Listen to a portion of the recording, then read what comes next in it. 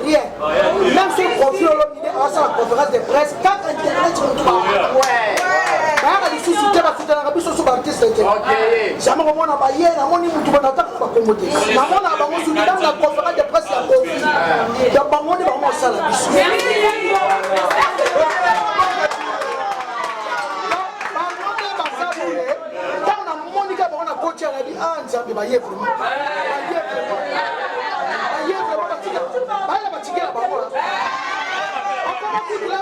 Parler à yo, même ça fait sur moi 1000 francs, même sur moi pour aimer la coca. Dans votre internet, dans l'équipe de la télévision.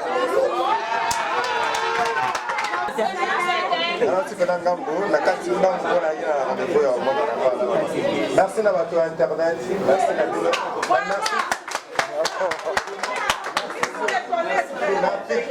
Merci à ma professionnelle et à la journaliste. Bangonde Babanda m'a inspiré. Merci.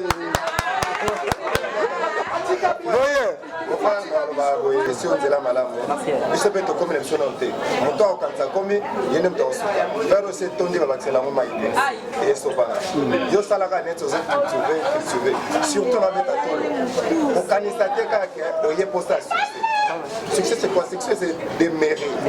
Succès c'est que on réalise mon limoué. Donc on va faire autre des mérites. On allons rater tant à rater au carayo, c'est bien on a peau, les atours de rôle. Donc à ton monique ou accroché tenez moi l'ingaki, ne baisse pas tes bras. Que n'a les bosses, ça la sous, ça la carayo, ça la caca. Nzamba ebi, ada pour la solution, c'est pas sorcier.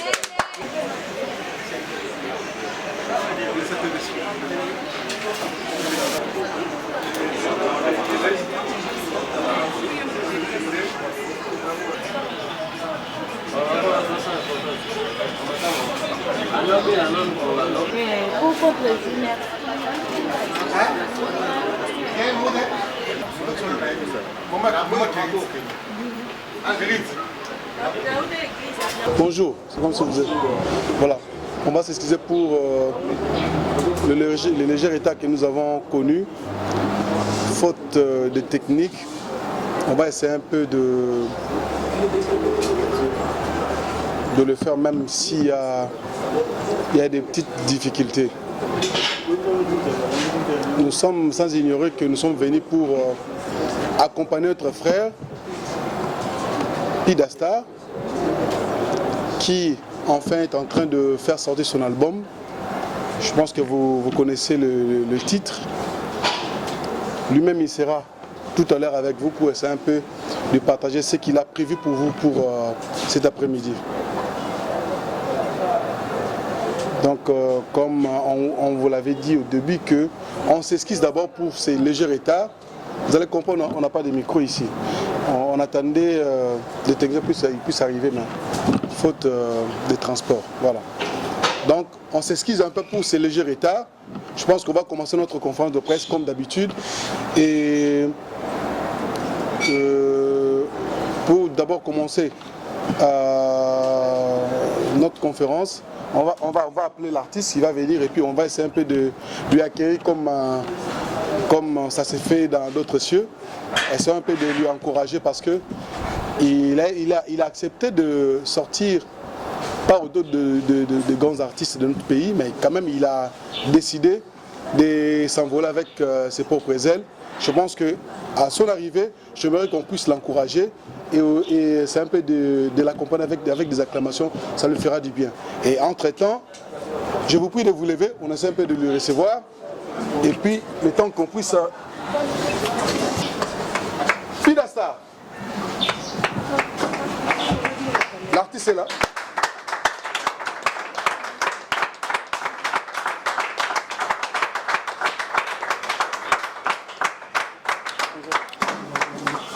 On peut s'asseoir.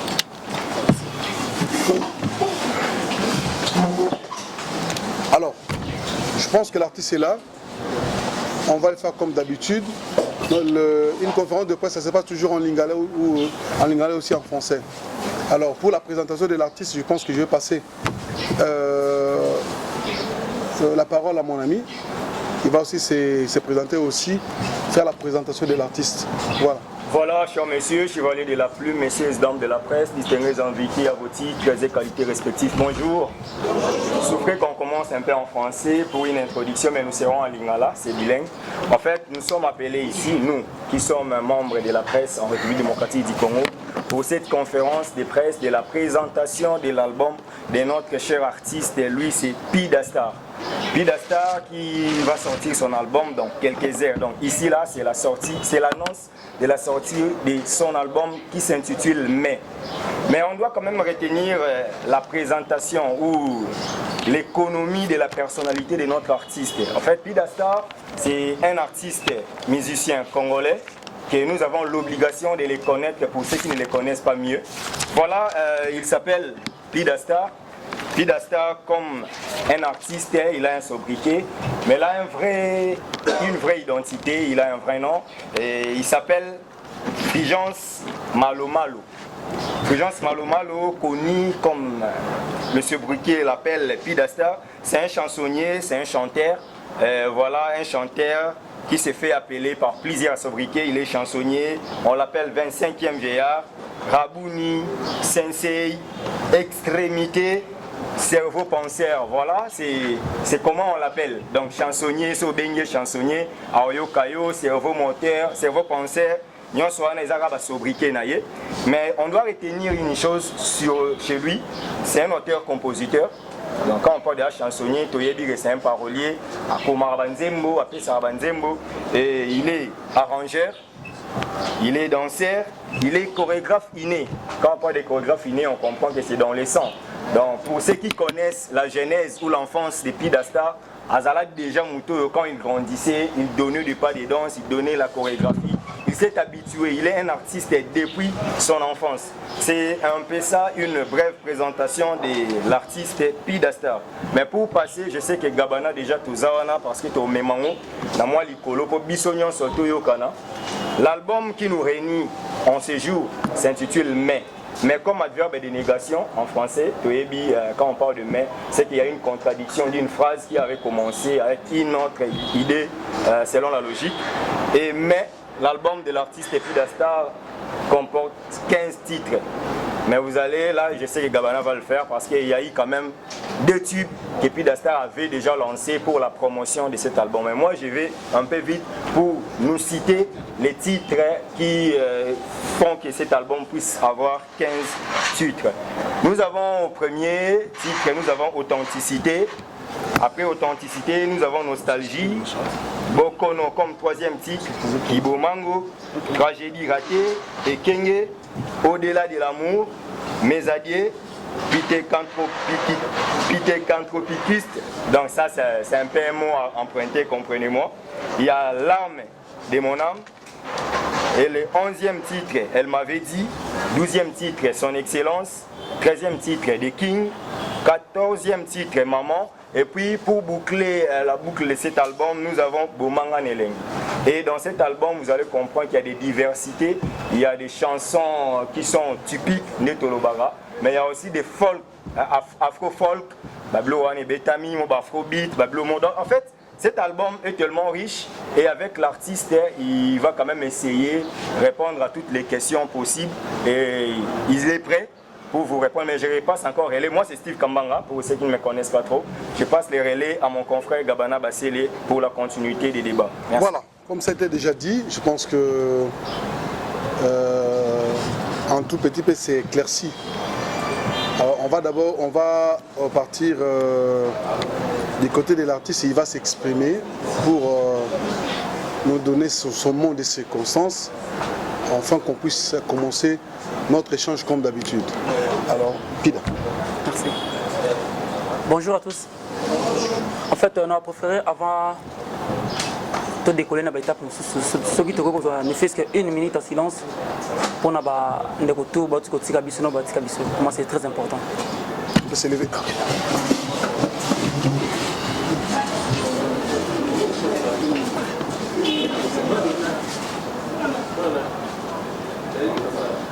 Merci.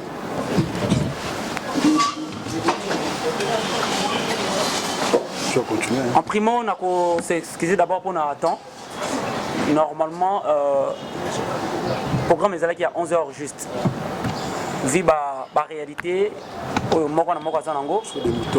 des moutons, machin, ça dit que on a retard. Moi personnellement, je m'excuse auprès de vous. Moi, Ezaki n'a volonté d'en gâter, mais en réalité, autre côté, nous sommes ensemble, donc ça en fait ça. Dans mon coup, c'est moi, c'est mal au Kalimba Fréjance. Vraiment, on a mal au Kalimba Fréjance. Naza plus connu na combo ya Pida Star. Ndeka bande va présenter à chansonnier, Smallville Chambral, Cerveau Penseur, Rabouni, Sensei, Extrémité à Makanisi. Donc c'est un peu ça. Tant qu'artiste, na décidé après avoir coupé ça, au travail na bande Moussousou, na collaboration, en matière Yaboteka, il y a Nzembo, donc on a décidé qu'il y a la carrière en Anga. Alors je pense qu'il y a cela une année et demie, Tozalara Awa, na conférence de presse Tangai Kaka. On a lancé des types auto lancés qui tragédie ratée et puis l'autre là. Mais les lots ils appellent pour lancer officieusement ou officiellement intégralité à album. Dans cet album tout ça effort il y a ça il faut ça en 2085 mais nous avons ça le précédé moi on mis ça là on a 2020. Je pense que l'album on a besoin de décider. On a travaillé comme des fous. On a payé sur le maire de moi-même. Je pense qu'il est temps que tu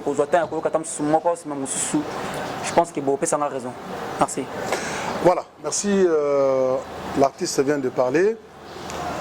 Comme vous avez dit, tant que vous liés ensemble, tout le temps vous ensemble, mais il y a quand même ceux qui m'ont na show, tout pas na préoccupation, tout pas na likambo et sengi soutien. Ce babengi yo foyak. Après Vané, vous êtes tellement ici nombreux parce que vous voyez qu'on aurait invitation où l'artiste vous a donné. Ça c'est une bonne chose. Ça mérite les acclamations dans les lots. Entre les et de deux, il y a d'autres artistes qui ont pensé de venir encourager l'artiste, notre artiste qui est en vedette aujourd'hui. Nous avons la présence, il y a un chef. Quand nous avons commencé ces combats de la team, il était là. C'est l'un des artistes phares, Yerité Watanabe. C'est aussi parmi les étoiles brillantes de Banaïna. Diego Milito qui est venu encourager son frère. Il mérite aussi des acclamations. Et nous avons aussi...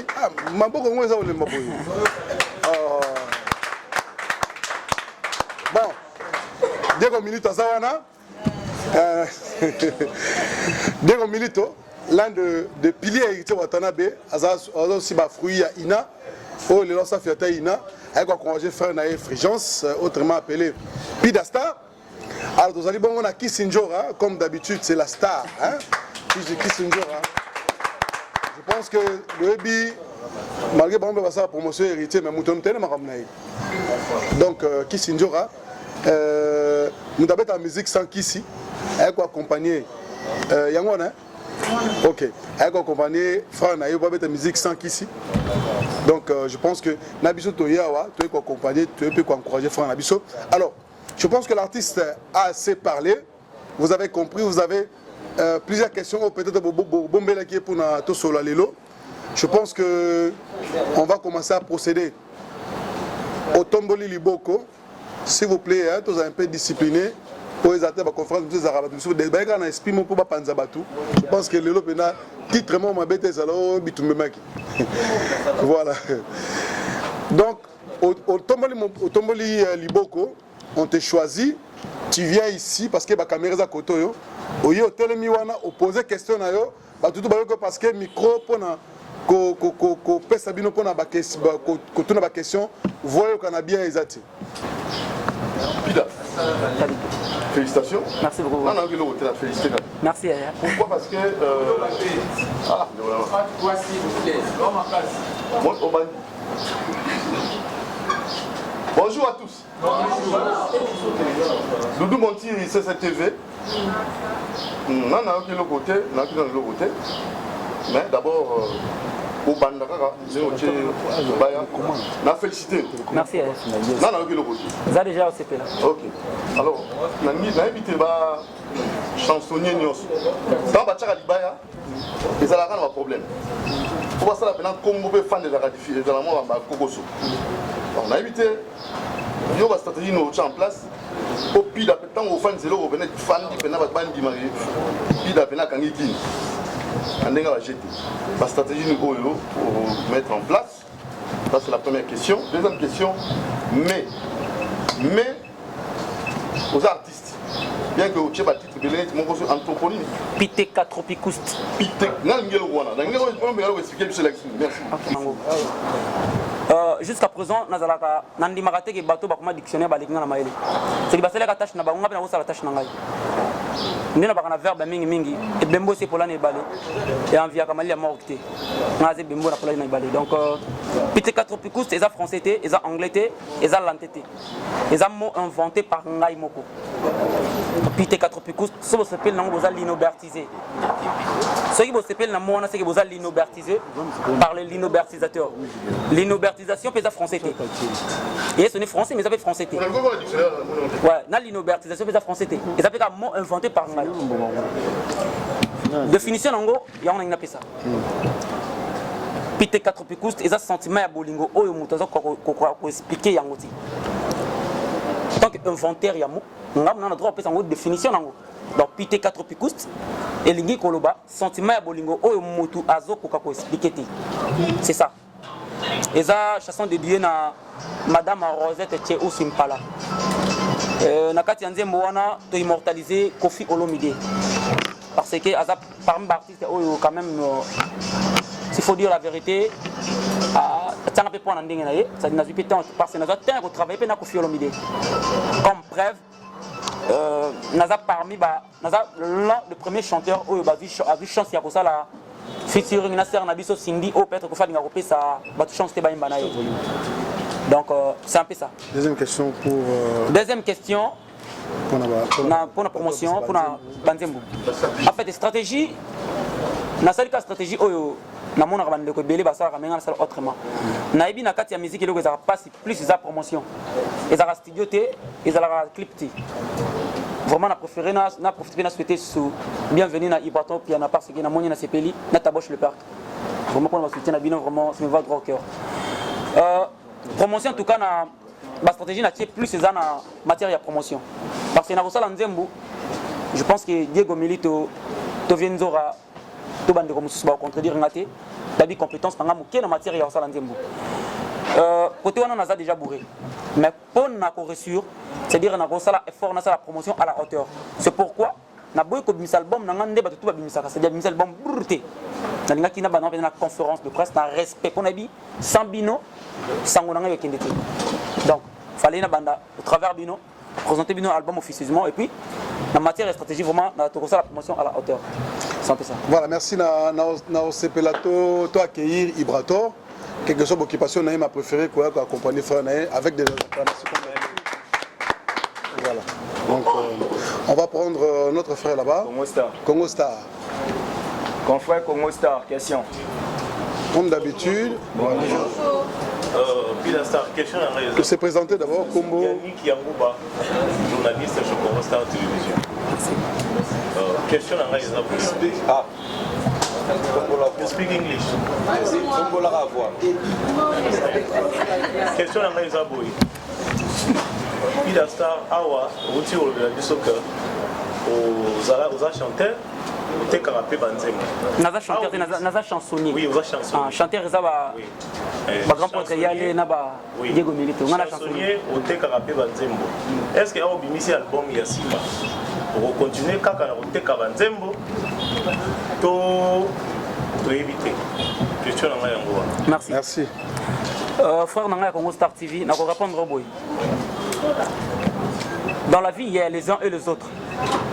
Moi, je fais partir des uns et non partie des autres. Papa le tumba pose à le tumba, azaki na posa koyemba te. Agardaki le tumba o bat baye de la ki. Nga naza chansonnier. Na ko sebela bo traiter comme chanteur te. Et puis bo condamner nga na voix te.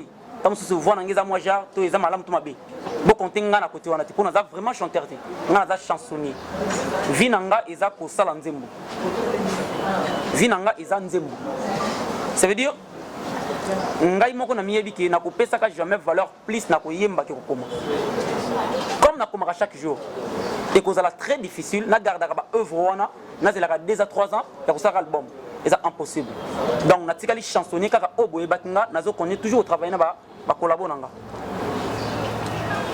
Merci, je pense que comprendre. Voilà, donc Franck. Et là, c'est moi simplicité, vraiment les artistes vont soutenir leur jeune frère. Ils ont appelé ça les masses, vraiment que tout le monde a tendance à la artiste, c'est pas faux quand même, sur la municipale. Bon, dans la question du ballet, on a tout dans les cerveaux penseurs. Moi, c'est Franck Niembo, Afrique Télévision. Question dans Liboso. D'abord, les lots, tout le monde dans le monde de la musique, pour bénir les cerveaux penseurs. Tout le monde a que, excusez-moi, je rapporte c'est que le mélomane disent deux fois. Boyer en a voix mon goût, et ça a bien privilège pour que ça a succès, vous avez compris, Bayo Bandou le Nabino. Boyer a plus n'a pas insanité. Quand on dit l'insanité, on le sait très bien. Ils en ont écrit, ils ont la paix, n'a pas roum Nabino, ou même Maramo, Mamaloba, Moro, Bouinakati. On est suscité à public. Alors je me pose la question, est-ce que le cerveau penseur sera dans la même lignée? Il y a un auto-réclamant à chaque fois qu'on voit les artistes. Ou bien tu as une autre voix que tu vas nous amener? On a une question à l'épouse. Question Mibalé, on m'y bénit le cerveau penseur. Le cerveau penseur c'est trop fort. Je me pose la question, au côté de Félix Oisé, est-ce que le lot, mais comme titre l'album, quand tu dis mais, en sous-entend que il y a une réclamation que tu te poses, ou encore il y a des plaidoyers aux alliés qu'on n'a que tu vas comprendre en mot, pas sa réponse. Vous allez qu'on réclamait ni exactement sur le fond ou le forme même de la culture musicale, ou encore auprès de ces artistes net Bamo Bazaboué. Ça là déjà un pas. Qu'est-ce que tu réclames exactement quand tu dis mais? Dis-nous exactement pour comprendre que la mais on a réclamé ni. Vraiment, il a très capital, très important aussi. N'aime bien cerveau penseur parce qu'il y a eu Onganaza. Insanité et il y a monté des salles comme ça dans le succès. Comme preuve, Nalanda une fois, dans le bâti Poizawa. Parce que Natira, par exemple, Belé, et Malam, on peut pas. Bandeko surtout, Bazana Combo, Bandel Bosonanga. Natala une fois y aller, il porte un piano là lobby. Azo comme baba leader musu ba sepila na ba succès ya ba générique et simbi à sepeli. Oh on a quatre générique ba animateur ne ba boaki za yété leader taboraki. Vous comprenez pas? Déjà insanité ming surtout. Et ça a vraiment facilité à coller na générique qui na ba rumba. Déjà l'album nanga na salle générique. Déjà, nous avons 22%, il y a chance, il y a insanité qui est longue. Et puis, dans l'album, nous avons du début à la fin, même dans le sens autre verbe, qui bêtise, montre dans le sens normal, et cause de la bêtise. Nous avons un effort, il y a que ça, la bande, le col, la maille, la babia, c'est-à-dire que nous bien, et ça peut succès, mais en insanité. On n'est pas obligé à ça, pour nous dire que ça succès, on n'est pas obligé à une insanité.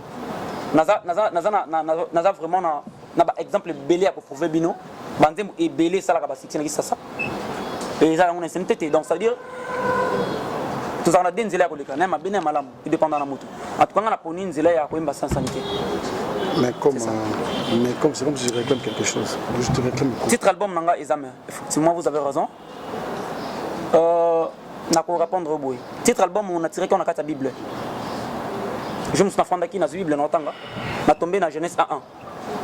Mamoun a commis au commencement Dieu créa le terre et le ciel et la terre plutôt, excusez. La terre était vide et l'esprit de Dieu se mouvant sous les eaux. Amituni oh. Donc na début mon kilima déjà za la kabona ni sala kamai. Est-ce que penser ngi fuma kangona? Au commencement Dieu créa le ciel et la terre était informe vide. L'esprit de Dieu se mouvant sous les eaux. Donc c'est que moi ils la vraiment boule qui wana. Qu'est-ce que penser que fuma? Nous avons réclamé et le remorté. Mais nous avons mis des hauts. Nous avons attendu à réclamer. En français, celui qui n'a pas le droit de se révolter n'a pas le droit de se lamenter. Citer le nom d'un artiste Parce que il y a question de Kikaka, non. Non. Référence, je pense que Demi Yemoko, attend à combattre artiste autant Ibrator, attend Kofi, attend pas du tout. Mais ce cas si tu combat artiste s'il vous plaît. Non. Nazara pour ma finance. Personnellement, Nazara producteur t'es d'abord un. Album Nazara Salango et Bandeliti Sukangai Moko. Je pense que Bastar Bakulutu Bazawa Baby passe wana ndenge zalaka. Faut foutre studio, faut ça la clip, il y a qualité, il y a niveau, clip na sali wana. Sans sponsor, sans producteur. Aux années fiscales moto qui n'arrive pas sur 200 francs non. Nazaka obligé à sala nzembu, na teki nzembu, tant na teka nzembu wana mbongo wana. Il faut na foutre studio le sous pour na sala nzembu mususu ya oteka, mbongo wana faut na foutre lango palais, mbongo wana faut na lango jean, mbongo wana faut donc. Et ça dit 4 ans.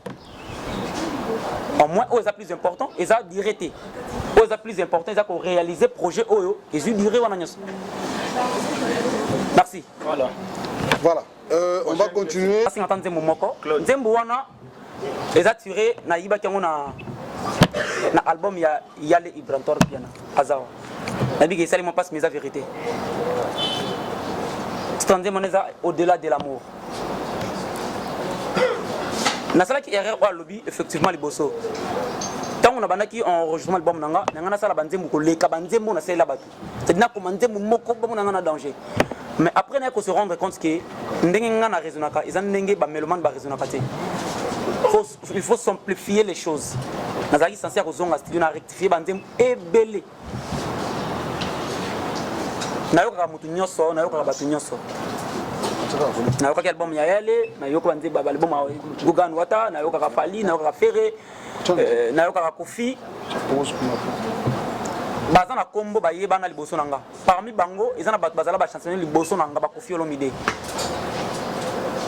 Nazaki obligé à kozonga vraiment na écriture oyo. Modutoire vous en a facilité à comprendre texte et mélodie. Déjà côté on a rassuré yo. Côté deuxième question, première question, on a des préoccupations. Il n'y a plus de producteurs. Le producteur, structure, on a sali d'abord Bino. Rôle au déjà Bozali, rôle au de sali à conférence de presse. Moi je pense que ça a un rôle à mon Ponanga. Parce que parmi Bino Moko, au Boza Awa, Bozana fanatique na Bino, au Batala Bino. Ceux qui vont aider Bisso vraiment, ils mangent au Boza la conférence de presse. D'abord, ceux qui vont la diffuser. Il y a certaines personnes qui ont des conférences. À toutes les questions, ils mangent, mais au cas pour mon la télé, mon nom est dans l'unité. Parfois, ça fait très mal. Or, on a un début de carrière. Tant on a du courage, Yakobeng Sabino, Yakobeng Taboche, le père chef Nabisoaya, ils ont pour un sentiment de la communauté. Ils ont vraiment la raison très très capitale. Nabi importance Nabino. Vraiment, Bino no contre Fobo Edenga. Pour moi, ça la tâche nanga. Tâche nanga na bandi en lelo. Ça dit dans ça quel bon? Na niveau promotion, na bandi en le temps, na bengi Bino déjà début à promotion. Comme ba mécène, ba comme ba combattant. Ba producteur bazala les sociétés. Ngana vous ça la part nanga. Tant artiste congolais. Bino peut-être bande ko nanga, ba congolais, ba chroniqueuse au bozawa. Bo portenga mais forte. Na ba chaîne na Bino na be mission na Bino bolo bela kabiso ce qui moyen kozala. Nazana eloko ko pesa Bino te. Nanzem nanga na le biloko moko na le bi. Na ça moi c'est moko na bi. Nazangi lola na li felo ko pesa yo. Mais le plus important, nazana motema ya kolinga yo. Ezandenge mona Bino, nazana eloko ko pesa Bino te. Nazana mbongo te. Nazana mutuka te. Mais oh nazana ngoza œuvre, eza art na pesi Bino. Tant que bande ko nanga, côté na Bino pe bo edenga bo changa poa. Na oh beaucoup de ça lokola soutien à l'album nangai. Merci. Ok bon, pardon Gabana.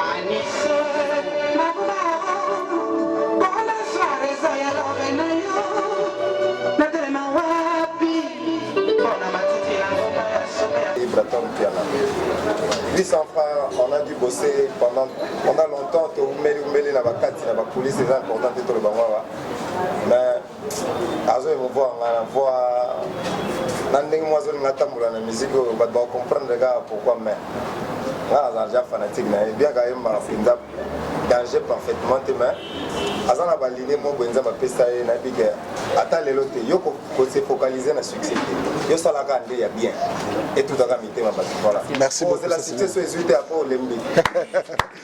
Merci. Alors on va continuer avec bienvenue succès Basindi les cœurs batebele participer na kati album oyo na 15 titres wana eza na ba titres mzozo na studio tisiko notre kutu sianti c'est-à-dire eza na version mususu mais eza bien na version mususu parce que na album officiellement awa na bato ba éviter tozana to projet featuring avec Yale Ibrator en cours na album officiellement donc tant mususu peut dans 1 ou 2 mois donc vous allez avoir bonus album oyo na bangi et loroté na bangi et loroté nga nazali ebembo esi polana ebale na bazona débit nazali ebembo esi polana ebale na envia kamali ya morte c'est-à-dire na ngaki na pesa oyo ezali kat nanga et puis c'est ça na bangi et loroté nga naza artiste naza musicien te naza artiste et musicien. On va continuer.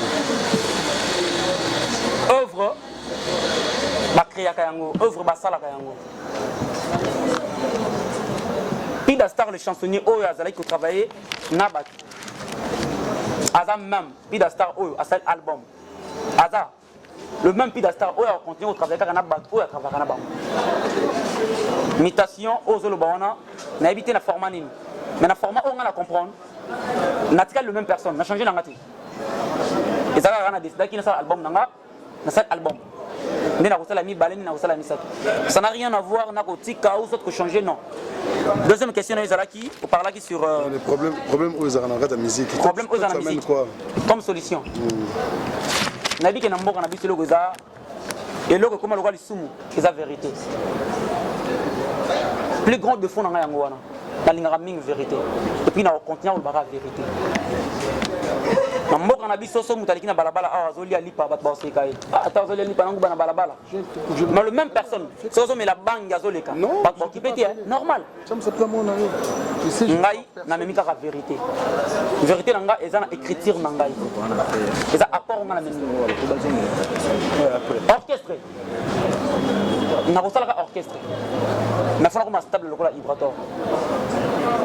C'est pas facile. Tu vas évoluer. Na travailler na yé na assistant na ba répétition na bande c'est pas facile. Oh to za siège na ngai. Pas na bit. Ça siège na ngai répétition. Oh yo eza place na répéter siège na ngai. Mais bato ba ya ka assister nga ba ko bisano ke parfois na travailler na bata simaraka. 7 8 na simaraka zo beta na zana na panza na me ko funga mafuma kaka.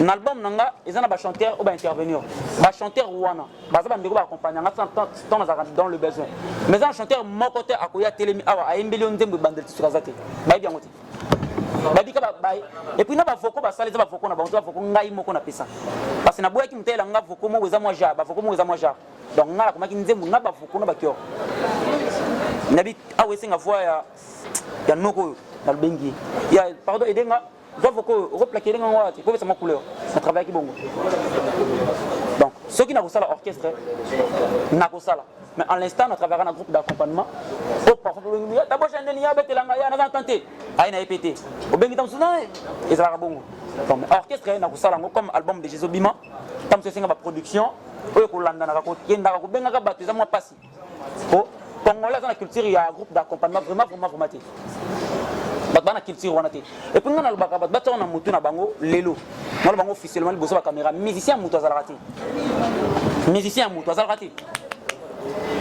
que musicien ngate musicien mutu azalaka te un artiste indépendant collaborateur musicien mutu azalaka te donc ko sala orchestre na ezako pe orchestre te groupe kaka to ko benga yandika yara lobaka ke président d'orchestre de la raté pour me donner un monopole, c'est chef d'orchestre. N'est-ce pas chef d'orchestre?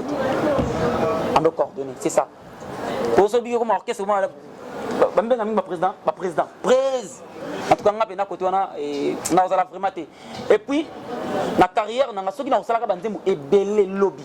D'autres gens ont monté na bino, ceux qui n'ont pas 1000 ou 100 chansons, tant que nous embadé. Album aux albums n'anga les bosso, pétant aussi à na le baïsou kati. Mes albums n'anga peut-être on a mis banding mais belinga moko. Le reste en tout cas vraiment na ozonga na mboka n'anga ya koma. Non maintenant, bon a rumba.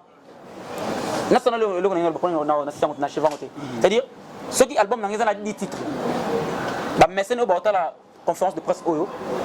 Ba edinga. O azana posana yemba ye lobby. To sololi. Mais na nzembo tam so ona ngana yemba ye. Tam so na soliste. Yale ayembelanga ngala commune cette mélodie yali ayayembi nzembo oyo esenga milito parce que banzembo ebele erataka bongo banzembo ebele na vie na carrière musicale mopelaki nzembo eza na timbre na te mais tellement yo ndeka nani fo yemba ngo saki nzembo ekolupe po eza na timbre na yo te eza na identité na yo te mpo na rumba mpo na musique na album na nga nasalika rumba te nga nasali musique ntango nazoya ndeko mwa tuninga bisinga pida star osali musique internationale te nasi musique mbalboso na musique internationale nakamwe fort na pas donc yale musique internationale ekoma na musique bref nayebaki yango te asanga banzembo ba français nzembo français mpona R&B eza ça peut ça nasali musique nyonso nasali musique nasali bastyle ebele nasali en fait cher ami je suis content d'être là. Félicitations. Merci Yaya. Tu es marié, je suis Lalo. Félicitations. Comment la droite Tu as balité. Yo so lingo bala, yena ba note 20 modifié.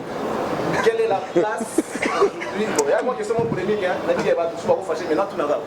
Quelle est la place aujourd'hui de l'internet et la télé traditionnelle? Parce que généralement dans des conférences de presse,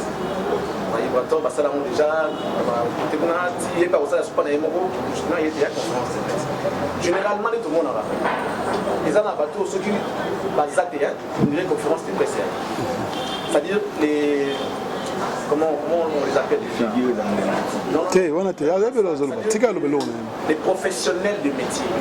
Ils savent comment traiter la musique et l'information.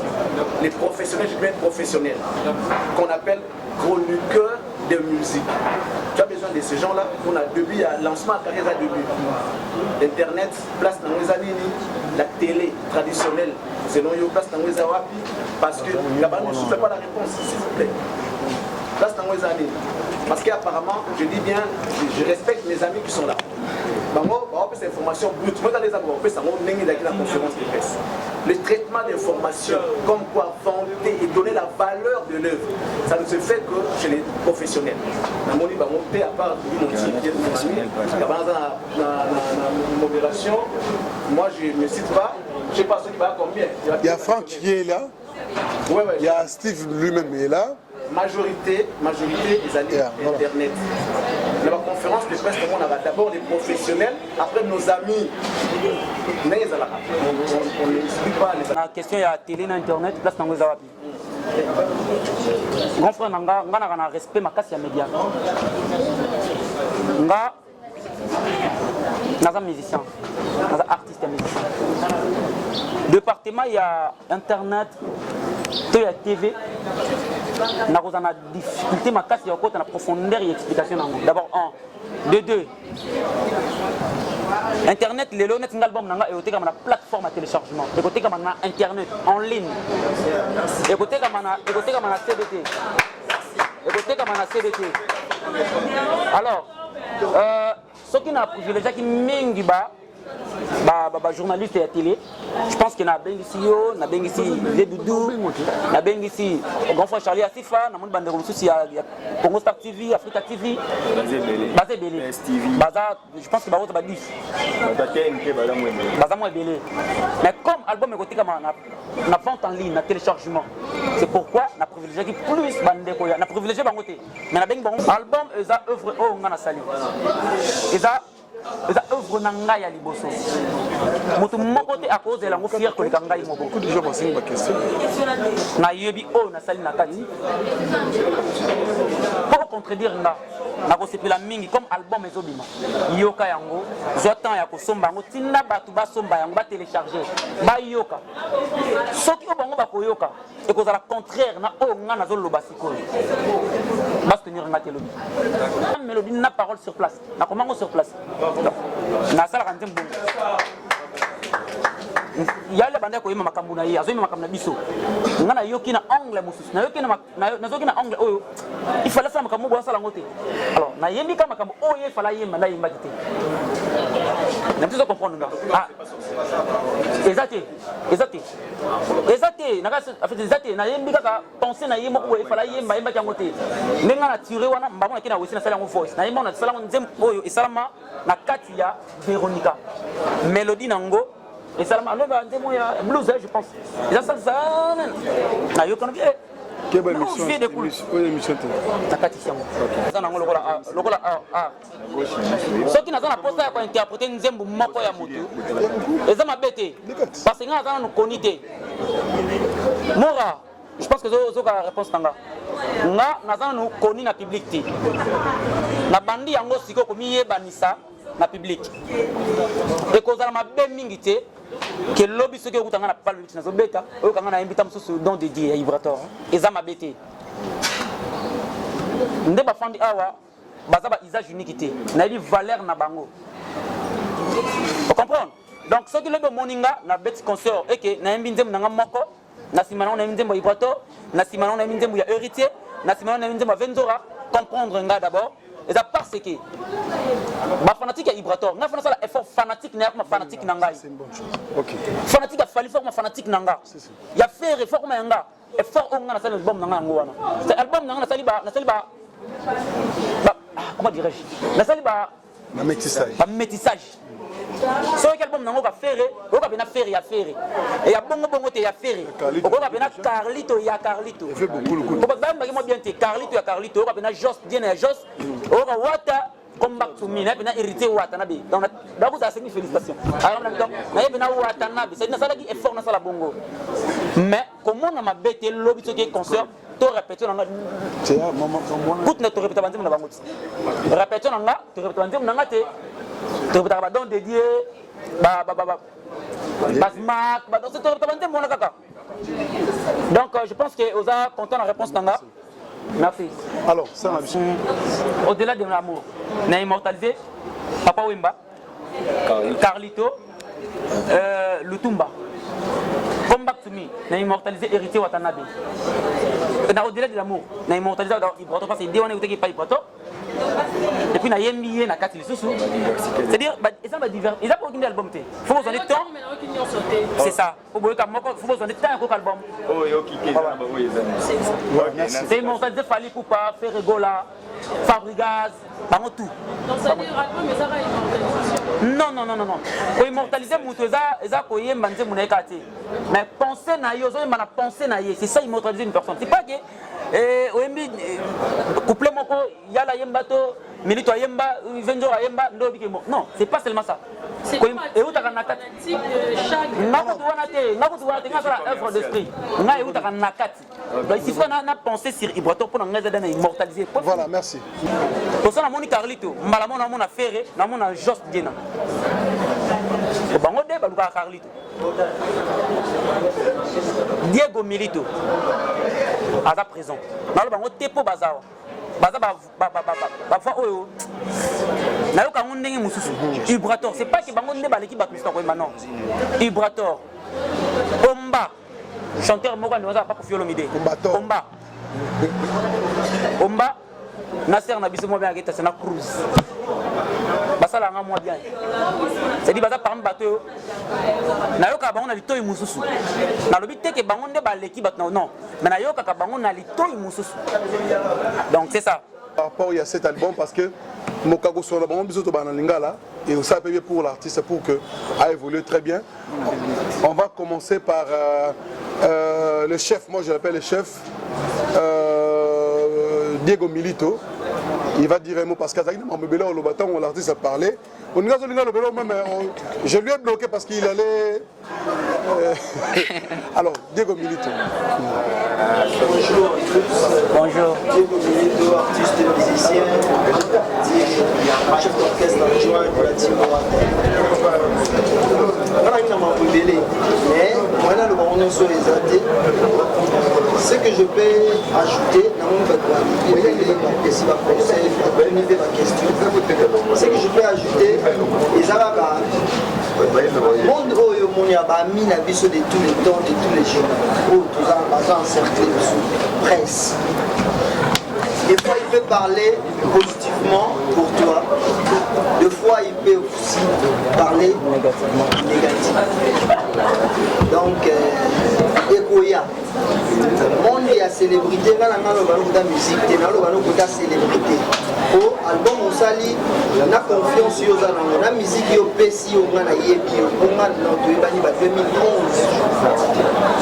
ça fait 9 ans ça fait 9 ans ça fait 9 ans on a yebi qualité là on a yebi force et esprit na yo on a yebi comment tu es positif jusqu'au jour donc monde ya célébrité o kokota po album o esalaka okota na bandako ya bato e bana partout le monde ya célébrité okoti banégation mpe goya ye banégativité wana goya et découragé c'est que moi je fais c'est ça quand on parle de toi positivement demain on peut aussi parler de toi négativement et décourager un jour ce qui est lié percer donc tu es déjà un homme positif donc continue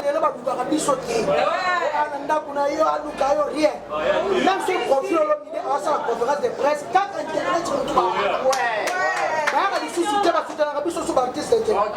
jamais komona baye namoni mutu banataka bakongote namona bango suni dans la conférence de presse ya bofi ya bango ni bango sala biso bango be basabule tant na monika bango na coach ya bi anzambe baye vraiment baye batikela bango on a parlé à yo, même ça peut sur moi de 1000 francs, même sur moi pour aimer la coca. Dans votre internet, dans l'équipe de la télévision, on va soutenir les musiciens. Votre internet va soutenir la mission d'argent. Comment ça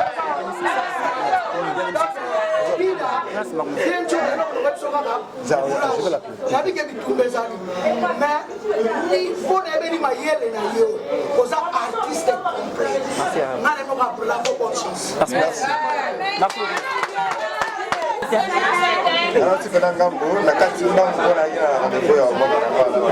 merci na bato internet merci na bino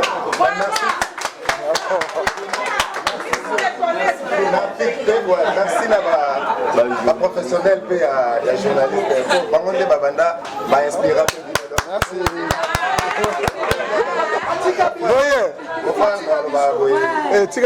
tombe sur les pommes pression nzela malamu biso mpe tokomi na biso na te moto akokanisa komi ye nde moto akosuka vers ose tondi babakisela ngo mai te esopana yo osalaka neti oza cultive surtout babeta tolo okanisa te kaka oye posa succès c'est quoi? Succès c'est des mérites.